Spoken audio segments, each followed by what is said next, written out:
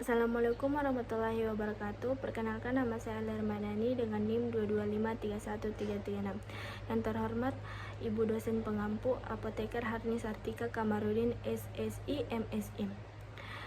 Kali ini saya ingin memaparkan materi mengenai materi yang pertama yaitu aksi obat pada reseptor terhubung protein G pada reseptor adrenergik dan reseptor angiotensin. Yang pertama itu kita bahas reseptor adrenergik. Reseptor adrenergik adalah reseptor terhubung protein G yang terdiri dari subtipe A dan B. Masing-masing subtipe memiliki peran spesifik dalam fisiologi tubuh. Mekanisme aksi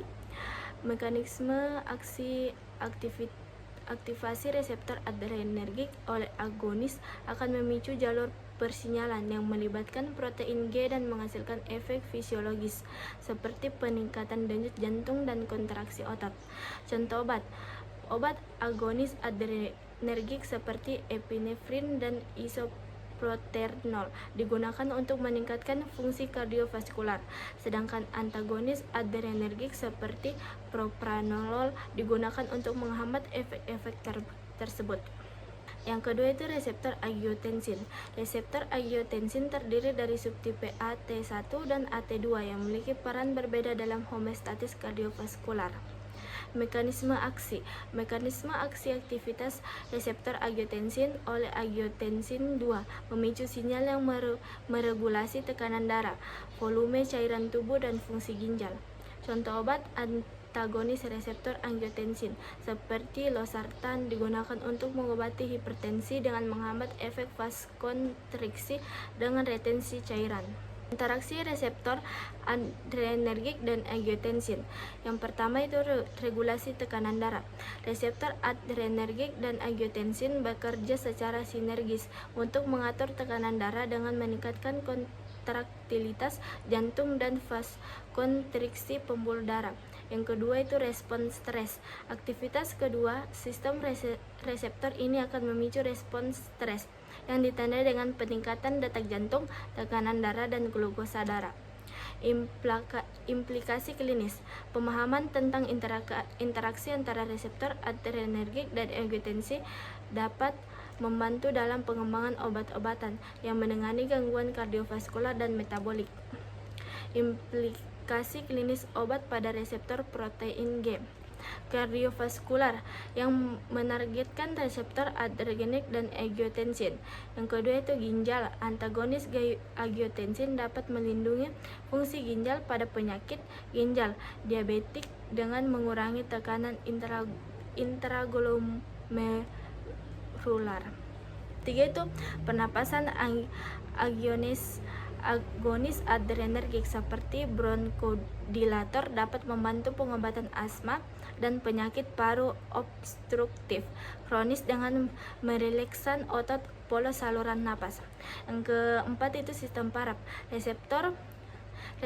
Reseptor terhubung protein G juga terlibat dalam neuromodulasi sehingga dapat menjadi target untuk pengobatan berbagai kondisi neurologis. Materi yang kedua yaitu aksi obat pada reseptor growth factor dan sitolin. Definisi reseptor growth factor. Reseptor growth factor adalah jenis reseptor protein yang terletak di permukaan sel atau di dalam sel yang merespons sinyal dari faktor pertumbuhan. Definisi sitokin. Reseptor sitokin atau kadang disebut reseptor sitokinokina adalah reseptor protein yang terletak di permukaan sel atau di dalam sel yang merespons sinyal dari sitokin. Mekanisme kerja growth factor dan sitokin. Yang pertama itu reseptor spesifik. Growth faktor dan sitokin berikatan dengan reseptor spesifik pada permukaan sel, memicu cascading sinyal internal. Yang kedua itu aktivitas jalur sinyal. Ikatan growth faktor sitokin dengan reseptor mengaktifkan berbagai jalur sinyal. Yang ketiga itu regulasi fungsi sel. Aktivasi jalur sinyal tersebut mengatur proses seluler penting seperti proliferasi, diferensiasi, migrasi, dan kelangsungan hidup sel. Peran growth factor dan sitokin dalam penyakit. Yang pertama itu penyakit kanker.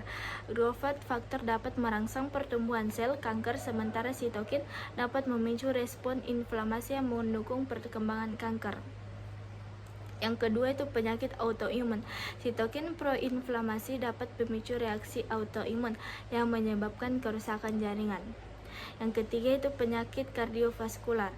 Growth factor terlibat dalam proses aterogenesis, sedangkan sitokin dapat memperburuk inflamasi pembuluh darah. Yang mempengaruhi reseptor growth factor dan sitokin. Yang pertama itu antibodi monoklonal, menghambat ikatan growth factor sitokin dengan reseptor, menjaga aktivasi jalur sinyal. Yang kedua itu inhibitor tirosin kinase, berikatan dengan reseptor, menghalangi growth factor sitokin untuk berikatan. Yang ketiga itu antagonis reseptor, berikatan dengan reseptor, menghalangi growth factor sitokin untuk berikatan. Yang keempat itu blokir jalur sinyal, menghambat aktivitas jalur sinyal intraseluler yang diinduksi growth factor sitokin. Itulah tadi pemaparan materi yang saya berikan. Lebih dan salahnya saya ucapkan terima kasih. Wassalamualaikum warahmatullahi wabarakatuh.